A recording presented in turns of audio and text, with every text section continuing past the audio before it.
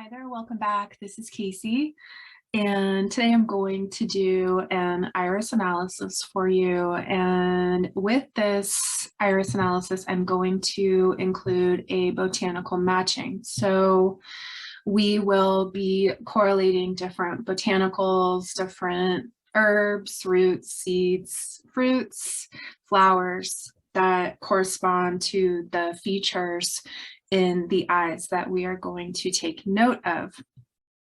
And then towards the end of the video, and it may well be a two-part series, I'm going to put together a couple of formulas for this person based on what we're seeing.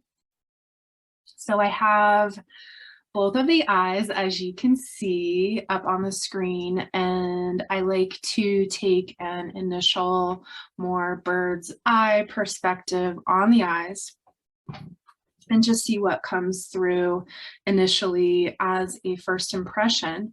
And then we'll go ahead and get into a more detailed analysis with the chart.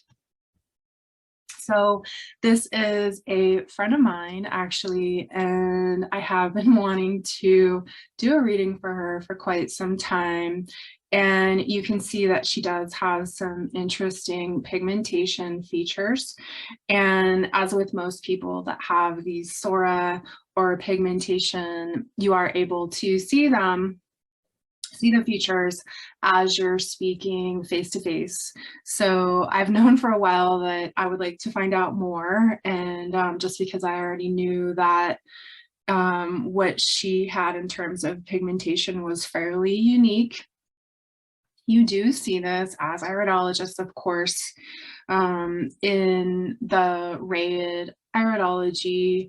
The founder of that is Jensen. He has basically an entire iris type, and these are more emotional typing of the iris, and that is called a jewel type, and that is someone that does have a prominence of these psora or pigmentation. So we're going to go ahead, and when we do the mapping, we'll see exactly what organs or systems that they are reflecting a focus on, because really that is what they are, is a point of reflection. And in some sense that may relate to why he refers to them as jewels.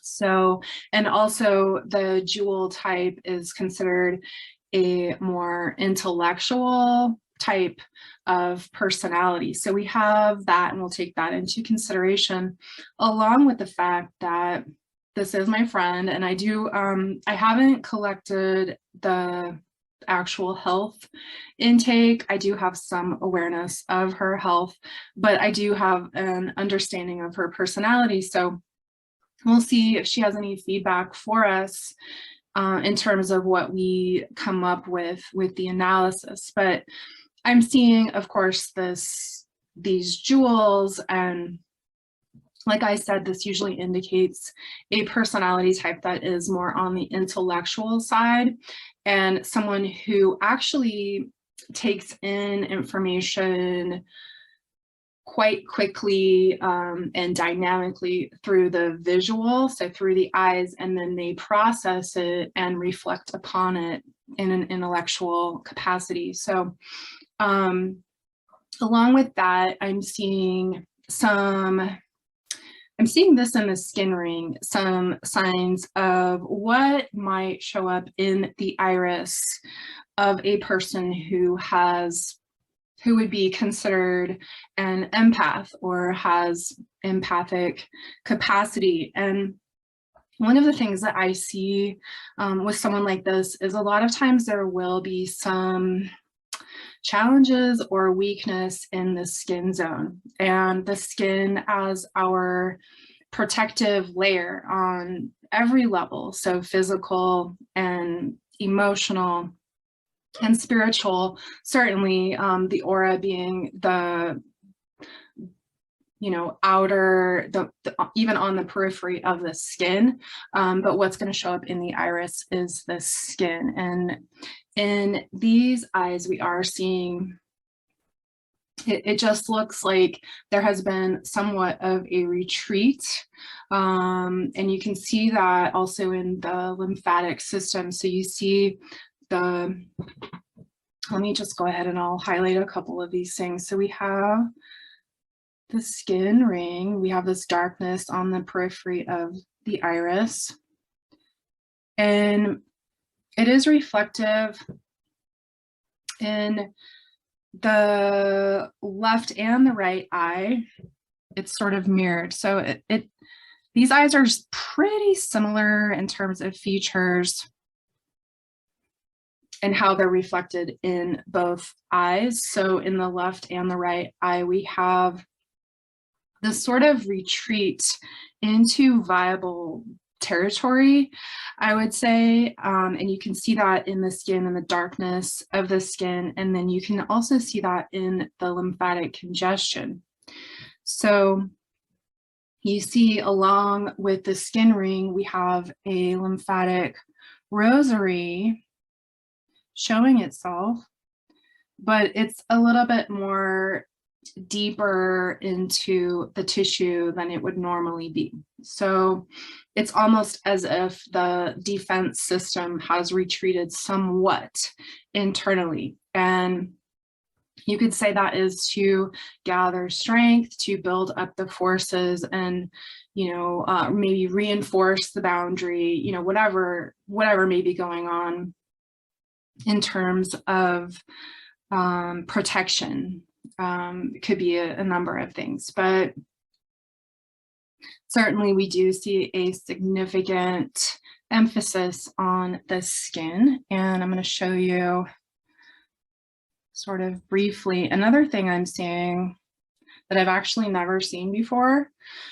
And I thought it was really significant. At first, I thought it was the lighting from the camera. And then my friend said, nope, that's actually a thing. And it is sort of along the lines of what I'm speaking to. And that is a kind of break or breach in the security, if you will, of the body. And it's this indentation in the skin, right in this area, and it's at the throat. And it's mirrored in both eyes. So she has the same feature in the same place in both eyes, and it's a break in that skin zone. So we'll talk about that. We'll see what comes through and how that may be significant for her health. And then, so along with the psora or the pigmentation, which are rather dark, and usually if they're in this dark brown color, a lot of times they are, so the psora or pigmentation appear on the surface of the iris, and the darker they get, typically the deeper it is embedded into the iris fibers. So these could very well be inherited. But regardless, I'm seeing that they could also be connected to some challenge in the liver. And we'll see when we get there what shows up for the liver. But the other prominent feature that's catching my eye is the central heterochromia or discoloration. And that would be in the center of the iris. And that would be indicating that there is an emphasis on the digestive system. So we have this whole area in both eyes appearing, in this orangish color and showing us that there is quite a lot of chronic lymphatic congestion. So lymphatic congestion is certainly something to note in these eyes, more on the, certainly some acute, but also more chronic lymphatic congestion. But there's a lot going on, a lot of emphasis on the digestive system. So we'll take a look in more detail at the stomach and the intestines and the liver and the gallbladder, and seeing just from the color, there could be something going on with the pancreas as well. So other than that, first impressions, this is a strong constitution. You can see that in the tightly woven and straight, for the most part, iris fibers. So where you can see the fibers where they're not covered by lymphatic congestion, they are in great shape. So, and this person is in great health. And yeah, so let's go ahead and we'll pull up the iris chart and we'll get started on the mapping. All right, so we're going to start on the left eye. We're going to start in the center at the pupillary margin, and we're seeing some level of unevenness, a slight jaggedness even at that pupillary margin, which is indicating likely inflammation in the stomach lining, not on the level necessarily that you would see in gastritis, but some inflammation, and then as well a likely challenge with nutrient absorption, as is the case when you see this uneven, slightly jagged, in this case, pupillary margin, and then especially because we're seeing a number of radii solaris emanating from this area, which is showing us that whatever is going on within the stomach, and especially the stomach lining, is affecting the rest of the digestive system as well, the entire body. So we have the radii solaris, and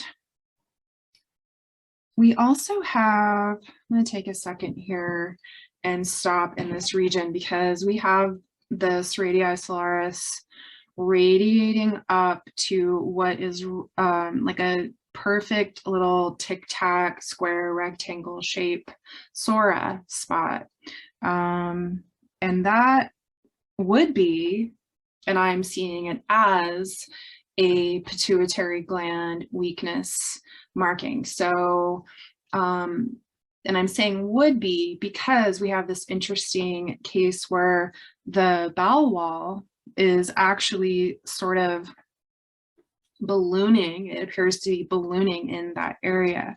So we have the small intestines, and then we have this transition here into the transverse colon, and this ballooning of the bowel wall right in that area, and then it drops back down. So there could be some, we'll check the right eye, there could be some prolapsing, but I mean, just overall, it looks like sort of spastic, and especially in that pituitary gland area, definitely ballooning. So we have ballooning and stricturing and whatever might go along with that. But it is interesting that this marking, I'm still going to call it a pituitary gland sign, even though it is technically, it looks like it's within the digestive system. It's probably both at this point, because we have the ballooning there. So we have pituitary gland. And then we have an absolute, you can't get more exact on the thyroid than this pigmentation here. So quite possibly a low thyroid, some kind of focus on the throat and the thyroid. And then again, we have this break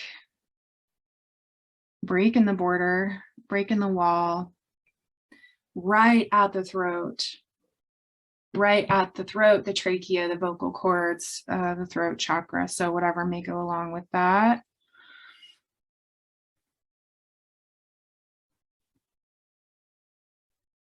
And then I'm actually going to backtrack and go the other way. So we have thyroid, we have pituitary, possibly pineal, more pituitary pronounced to me.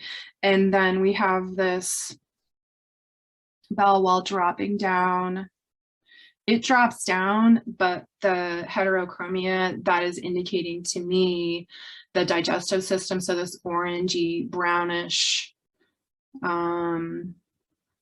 pigmentation or discoloration, it stays, it's still consistent. So it's like, you can see the discoloration up in here, but the bell wall itself drops down.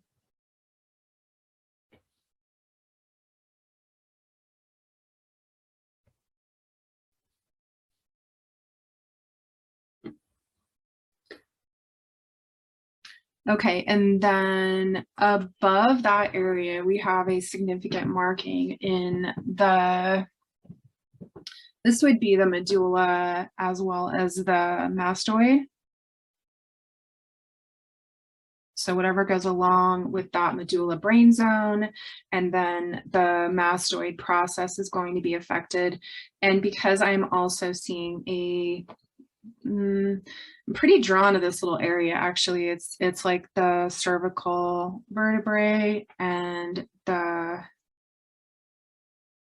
just like the whole, it's basically what I would see with TMJ. So we have the mastoid process, and then we have the ear, we have the upper neck or cervical spine, and then we have the shoulder.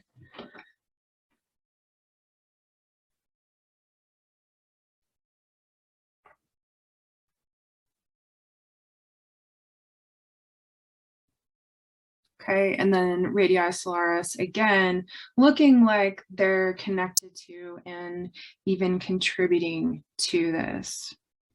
So for her, I want to make, I'm going to make a couple formulas, but for the digestive system, I'm going to make a powder up, and that's going to include, right away I'm seeing calendula, and so we'll have calendula, flour, powder, and then whatever else that you would normally put into a digestive powder. I want to include some kind of green powder, thinking like hopefully chickweed powder, and then possibly some psyllium. You know, I'm getting purple.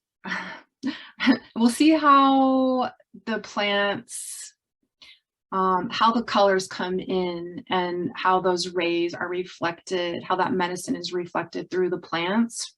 And we'll do that in the next video, but I'm getting purple and I'm getting like gold or yellow for color. So I'm guessing that some plants with flowers of that color will come through, but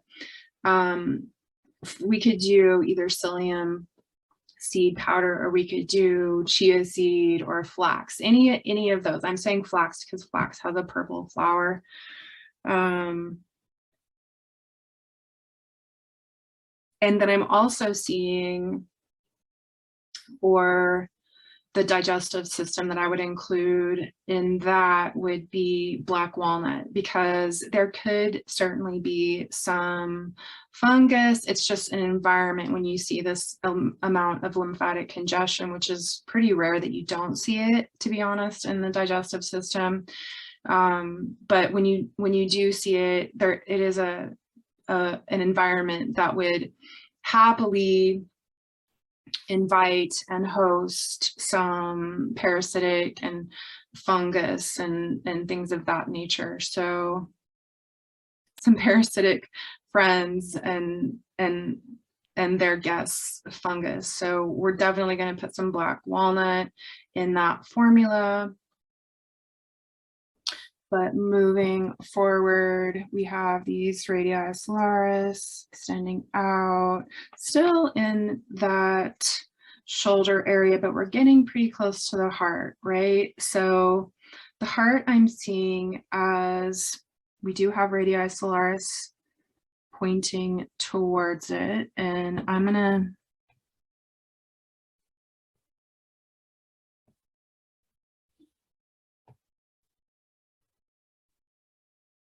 highlight this little very small lacuna, but it is making itself known to me. And then around that area, more of a general field weakness, but it's right on the heart. So a small lacuna, general weakness in that area, nothing significant in terms of what we could be seeing in the heart. So probably some hereditary thing way back, like we all have, right? But overall, especially because of the strong fibers in that area, I'm seeing that as a pretty healthy heart.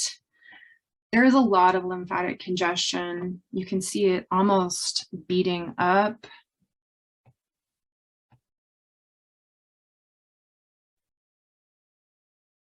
In the whole heart and chest and lung area.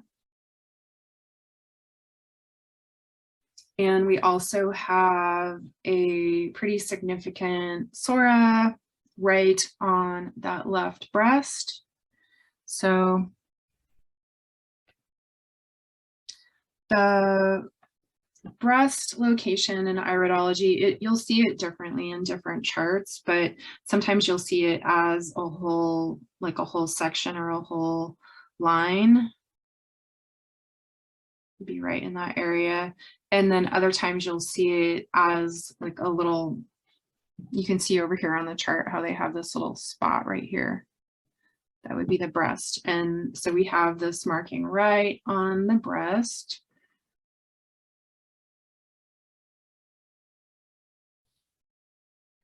And then we have a little bit of dark, just slightly here. And this would be, you know, I'm thinking this is the solar plexus.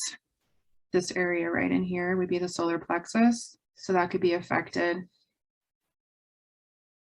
And then the left arm, this would be more like upper arm or shoulder right in here.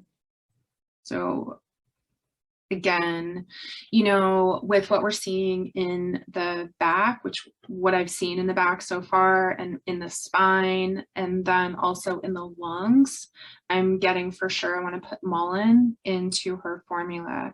And mullein has some anodyne, light anodyne quality, so it is a natural pain reliever. It also has been used historically in herbalism to address alignment in the spine. And then it's used most often, mullein is used for the lungs.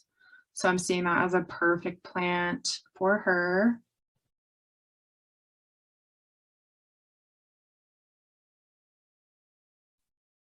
Okay, and then let's see if we can continue to trace that bell wall.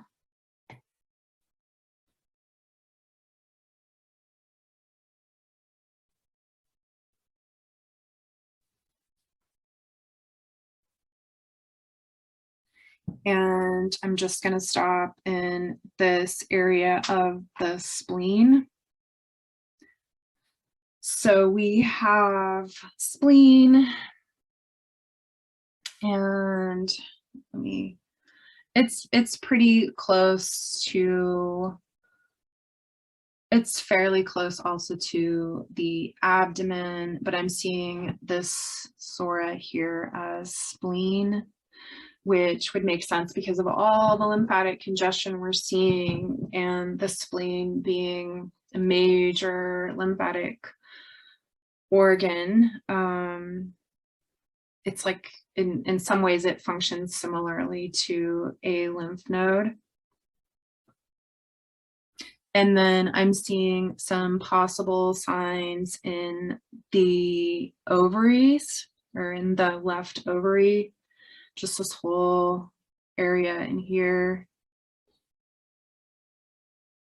And that would also include the pelvis.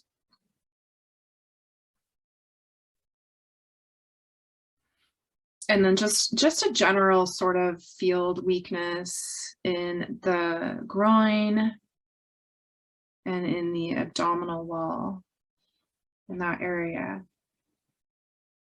Okay, so at our 6 o'clock, we have the tiny foot.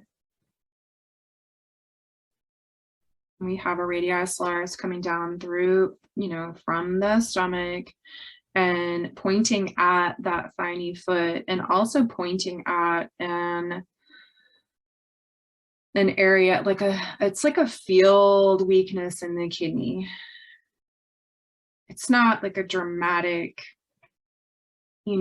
dark lacuna that you'll see sometimes in the kidneys, but to me, it's still making itself known just because of the fact that it's like a connected, this whole area, it's like this tulip shaped lacuna, like 3 lacunas sort of attached and connected to each other. And I would say this whole area, kidney, adrenal here, and then even kidney, and all in through there. And then again, we have more female reproductive anatomy showing up, and that would also include the uterus here. And then we're moving into the spine, and we have another lacuna right on the spine. So we're looking at the alignment of the spine, possible inflammation, tension in the back area.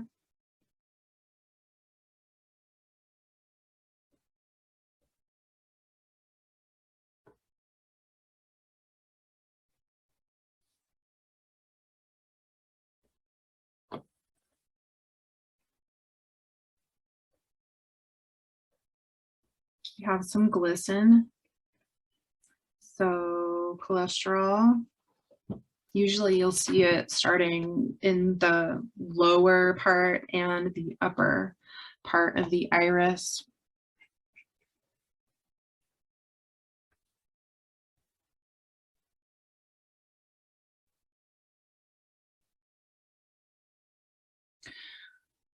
And then of course the thyroid, as mentioned. So the main gland that I would be addressing first and foremost would be the pituitary, and then next would be the thyroid, and then of course the adrenal glands, always going along with the kidneys as always. But if we are addressing the pituitary gland, and here we go with the purple, because this is also a third eye crown chakra area. So that's those psychic centers, and that will, in addressing the pituitary gland, that's going to have a sort of top down, like a cascading effect through all of the glands in the body.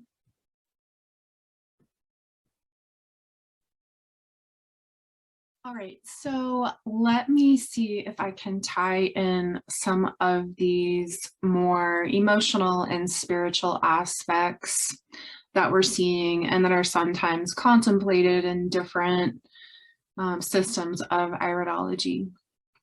And so, as I mentioned, we have a jewel type person, and when we see the abundance of psora or pigmentation. And what that's sort of reflecting on, from my perspective, would be this kind of accumulation of inorganic matter. And it's almost like I see a magnet and then like metal filings, and how they would just all gravitate and be pulled to this magnet. And that's what we see in the pigmentation. And so in the jewel type personality, like I said, it's generally speaking a rather intellectual type of person. And just so you guys know, I'm not like, I don't go all in for that, because for me, it's kind of helpful, and it's really interesting to see the different personality types and all that in iridology. But for me, it's just almost like an oversimplification. If you think of it, I mean, if you relate it to something like astrology, you have this full circle, 360 degrees, you have 12 signs, 12 houses, you have an endless amount of possibilities of arrangements of in planets and houses and how they relate to each other. And you have all the asteroids and the nodes, and everybody's rising will be in a different, well, most everybody's will be at a different degree, and on and on and on. It really is, astrology really is a science in that sense. So I feel like iridology is similar in that way, and like even thinking of the iris print as something as unique as a fingerprint. So in that sense, the typing that you see, the personality typing, it's really interesting for me, but I'm more interested in like how they arrived at those concepts. So with the jewel type, it's just that it's like inorganic, it's like particles gathering, it's like thoughts collecting and then forming into concepts,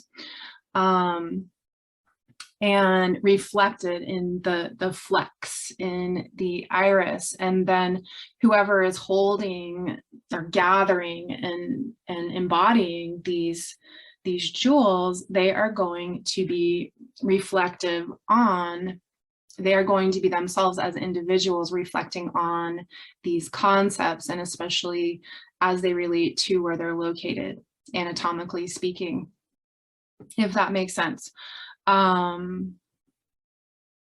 So just based on that, what we're seeing is we do have this jewel type, and I would say that's definitely true about my friend.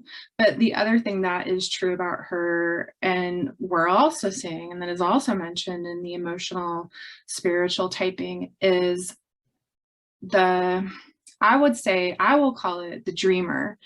And that is in, like Farida Sharan has a typing on this. I think in some German iridology, they have categories on this, and they would call this is normally like a blue-eyed person that has large daisy petal lacuna. And that person would be a lymphatic. They would call that a lymphatic person. And usually they do have a lot of lymphatic congestion, like a big lymphatic rosary. So I'm not seeing, that's not the type that this one has. She has much more analytical, tightly woven fibers, very, very strong constitution, like a silky type constitution, but she does have a lot of lymphatic congestion as well. So we have this like dreamer, this optimistic, definitely psychic, empathic person. And then we also have, like I mentioned, I think at the beginning, hopefully, with the skin ring, the skin as it's like the definition, it's like what defines you and the rest of the world. Like the end of your skin is the edge of your body. It's the edge of your existence in terms of physical reality.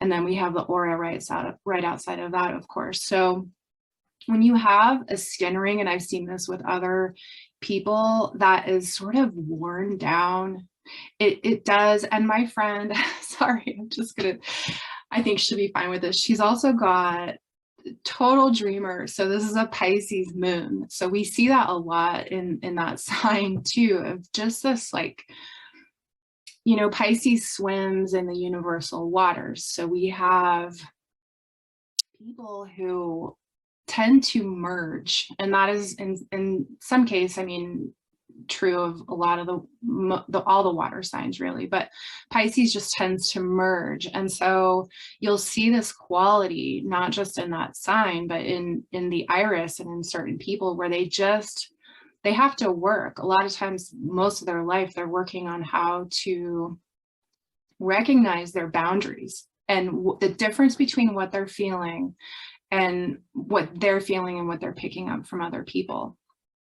So that's how I'm seeing that reflected in this iris. And you'll see also that you can, along with all of these things, and you have to just kind of take them on an individual basis, you'll see a lot of times stress and weakness in the kidneys.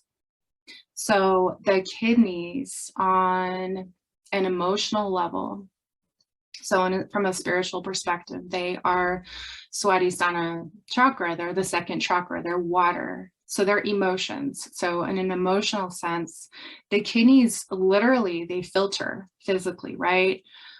They filter out toxins in a physical sense. In an emotional sense, they filter out emotions.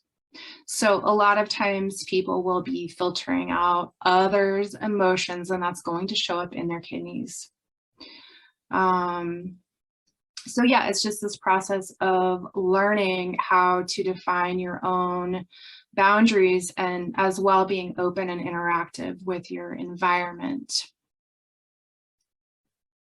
So I think that's pretty much what I wanted to say for that kind of the emotional, spiritual aspects for this iris. And I think that might wrap it up for the left eye. Let me just look and see if there's anything. Yeah, if I think of anything else, if anything comes up, I'll mention it at some point in the video that I do where I put all the herbs together for her. All right, so we're going to move on to the right eye, and I will see you in a second. All right, so we are going to continue with the right eye, which features the liver, the gallbladder, and the pancreas. And we wanted to take a look at all of those things. And I'm going to start like I did with the left, right in the center at the pupillary margin. And I sort of feel like there's a little bit more jaggedness, unevenness going on in this pupillary margin.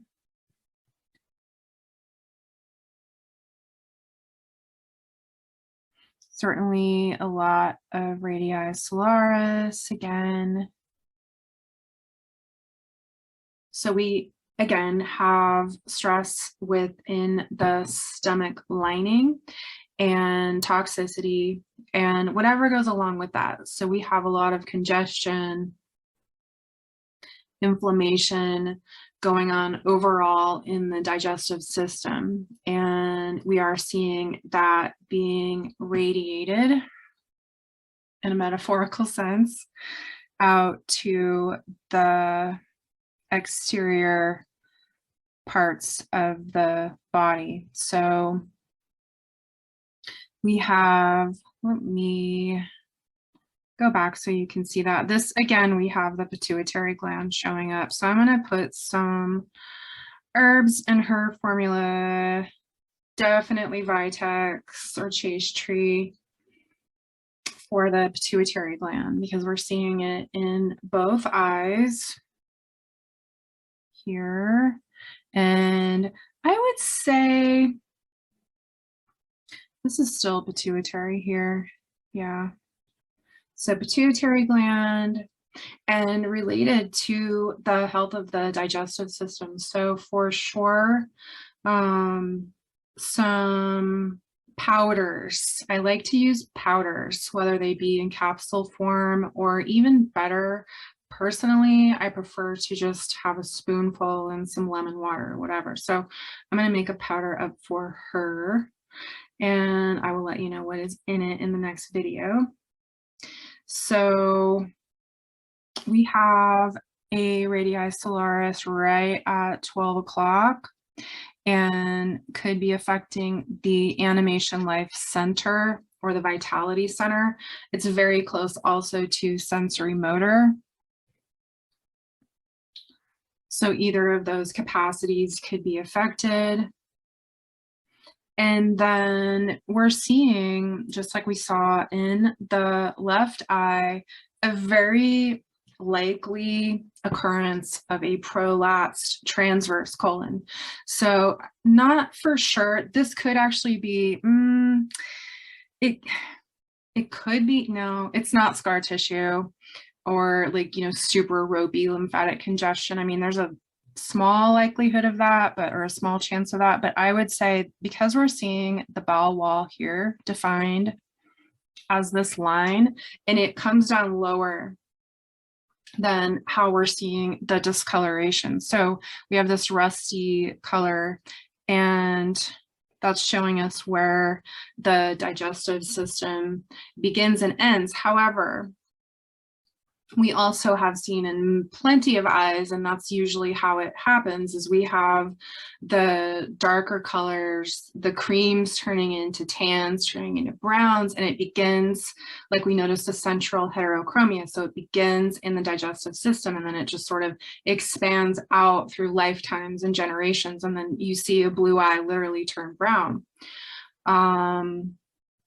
So there could be some of that for sure, but I still think that there's a chance there is some prolapsing. It's nothing, like I said, she's in great health, but the digestive system was, just due to some hereditary concerns, something that she definitely wanted me to look at. So there could be some lack of tissue integrity in that transverse colon. And then that would also be related to, again, some weakness in the parathyroid and thyroid glands.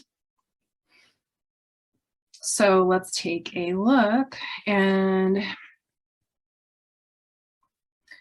we have the psora right in the parathyroid area, but it does seem to be on the inside of the bowel wall. We've lost the definition here, and there's nothing, you know, I want to make that clear. Plenty of eyes do not have a defined bowel wall. And usually I just go by the color to make my way to navigate that area. So I would say this is inside the bowel wall, right? But because, and there's a little bit of like a hint of a lacuna right in here and some shading. I do think that there could be some parathyroid weakness. And again, we can have her do the temperature testing to test out her thyroid. And I would be curious to see if she has any symptoms of low thyroid. So could be parathyroid, definitely some connective tissue integrity concerns, and that would be related to inflammation, because the body would need to grab calcium where it can, which is going to take out of the connective tissue first in order to cool down inflammation. And then we're also seeing the cholesterol, so you can see the glistening in the periphery. Not extreme, but I'm guessing slightly high cholesterol. So certainly inflammation, and then likely a related weakness in the connective tissue because of that.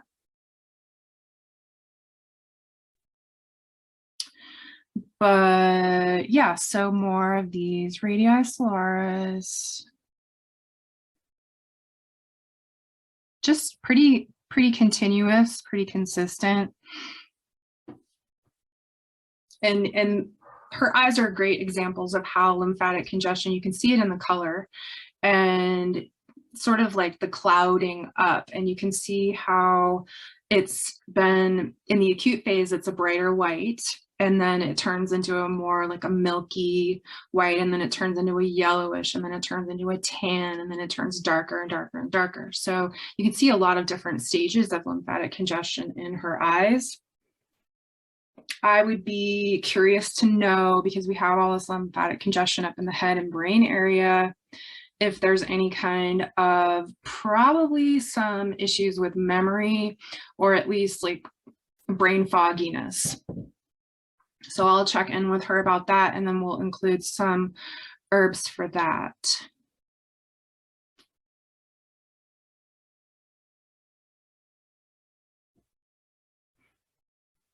Okay, so what do we want to talk about? I'm seeing in this right eye, we have this lighter cloud, like a beginning of a psora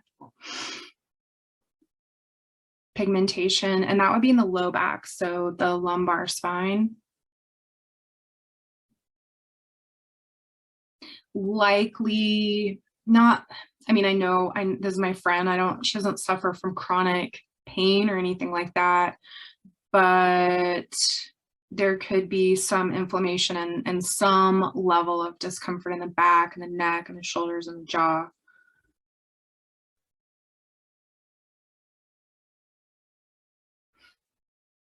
And then I'm seeing some bladder, very close to the bladder in this line here. So this pigmentation, the psora spot, I would say, let me go ahead and finish what I was doing, outline as best I can the bowel wall. So I want to see if this psora, it looks like it's actually, yeah, more on the outside of the bowel wall. So that would be uterus and, like I said, possibly bladder. And then we have this whole section again, female anatomy.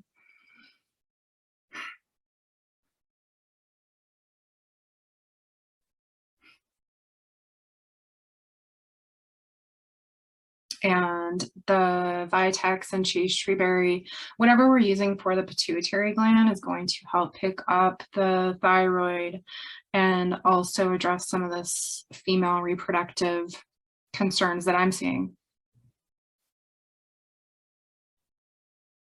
Okay, and then again, it's not like this really super noticeable weakness in the kidneys. We do have a psora right here up at the top of the thigh foot, so that would be thigh. So we have at the 6 o'clock, we have thigh foot, right? And then medial to that, we have the kidney and the adrenal gland. So certainly there is a bit of a lacuna in this area, and there is some darkness in the adrenal gland. So I would say that's a likely, I'm going to put something in for the adrenal gland as well, for the adrenal glands. And, you know, even though we're not seeing these dramatic signs of weak kidneys, we're seeing the fact that if, you know, if the kidneys were filtering out the cellular waste and filtering out what the lymphatic system brings to them, then we wouldn't have all this lymphatic congestion. So we know that we need to address the kidneys.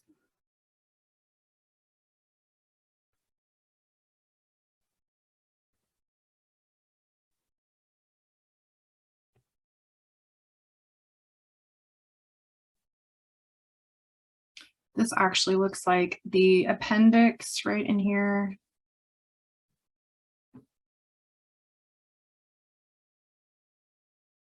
And then, you know, we just have like the groin in this area here, slight lacuna in that area. Pretty significant psora, more in like the pelvis area.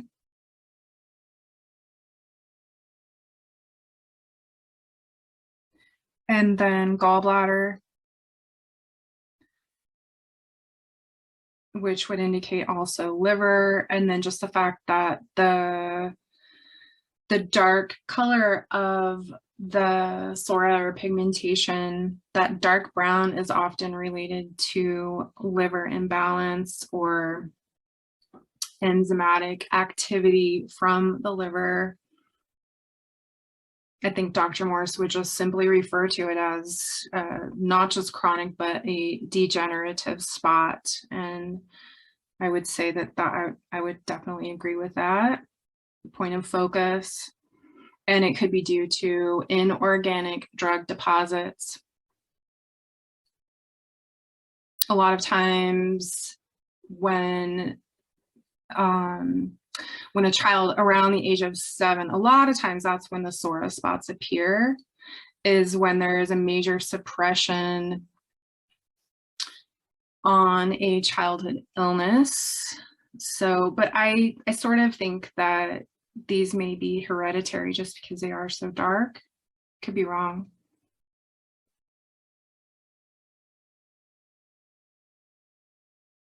So gallbladder, not seeing any huge signs of weakness in the pancreas. So back to what I said towards the beginning of the video, I do think like sometimes when you see the orange, that can be related to the pancreas as well as sulfur, of course, but I'm seeing this more as lymphatic congestion with some sulfur because it's not like that bright orange. But anything we can do for her digestion, we're going to do, just because as you can see, it's all starting, it all is beginning in the stomach area and the stomach lining.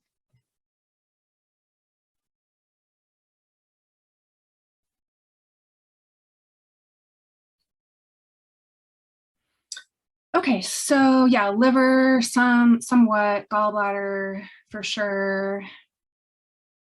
And then again, we have a lot of darkness in that lung area, this whole area of the periphery of the iris showing a pretty significant skin ring, or basically it's like a degradation of tissue in the outermost layer of, I mean, it's shown in the iris, but we see it reflected in the skin. So I'm going to check in with her and see how well she's sweating, just because we're seeing that low thyroid, probably likely low thyroid. And then we're seeing this weakness in the skin area. And also, just so you guys know, I mean, if you're not sweating, if you sweat a lot, if you over sweat, that is kidneys, right? Because your body is making up for the lack of kidney filtration or capacity of the kidneys to filter out toxicity, and it is sending out as much toxicity as it can through the sweat, through the skin. Now, if you sweat a lot, and that would be like a hyper situation, right? And then if your sweating goes down to like nothing, then you're having issues with your thyroid and with your skin. And there are herbs, the diaphoretic herbs, that can help people sweat. So that is one thing you can really do for yourself is sweat, whether it be in a steam or sauna or whatever, exercise, of course. And then I'm gonna, you know what I'm gonna do? I'm gonna make for her,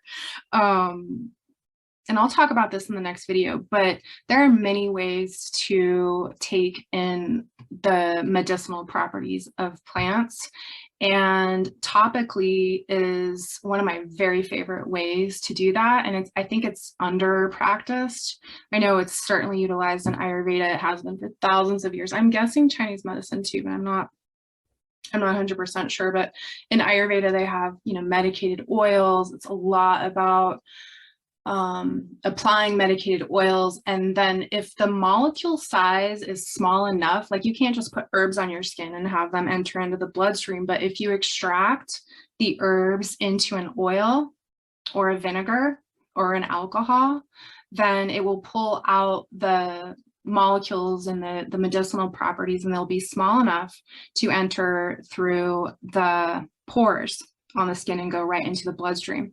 So I think in this case, I will make for her, or let her know how she can make for herself like a medicated vinegar. I think like an apple cider vinegar, like a tincture. It's a liniment. It's like a tincture, but you apply it topically, and that would be especially good for her skin. And then we'll also go through the whole body. So this is another way to take in the medicine, plant medicine, without putting it through your whole digestive system.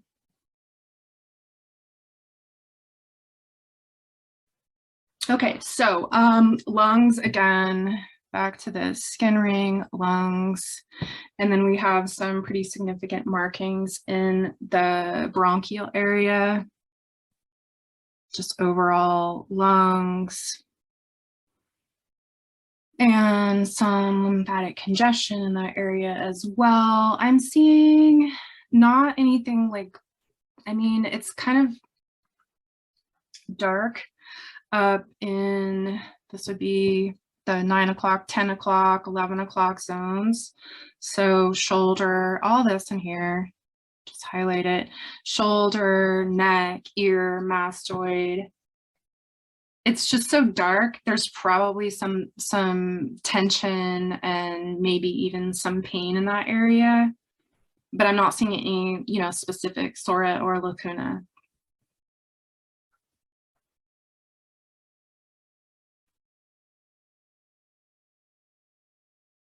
Okay, and then along with the skin ring, it seems to me there is a light purpley, bluish color in the periphery, on the periphery of the iris, which could be related to anemia. It could be related to circulation, microcirculation in the capillaries also, but anemia would be more related to the health of the kidneys and the adrenals.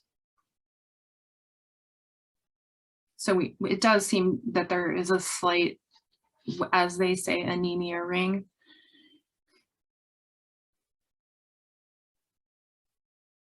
And then perhaps lastly, I want to make another note of this break in the skin zone. And again, it's in the exact same place, the perfect mirror reflection of the left eye, and that is right at the throat. So I'm going to ask her if there's anything, I mean, obviously we're looking at the throat chakra, but like specifically, physically speaking, the vocal cords, trachea. And we have also this radii solaris starting here in the center of the stomach and pointing out towards that break in the skin zone.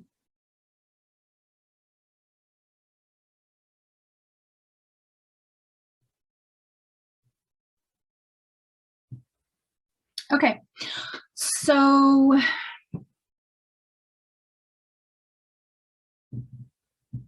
let me know if you have any questions, and I'm going to just take a little bit of time, see if we can get some feedback from my friend if she has any, and I'm going to post this video, and then I will pretty soon after do another video of follow-up on her eyes, and then we will come up with a more cohesive, comprehensive list of plants for her.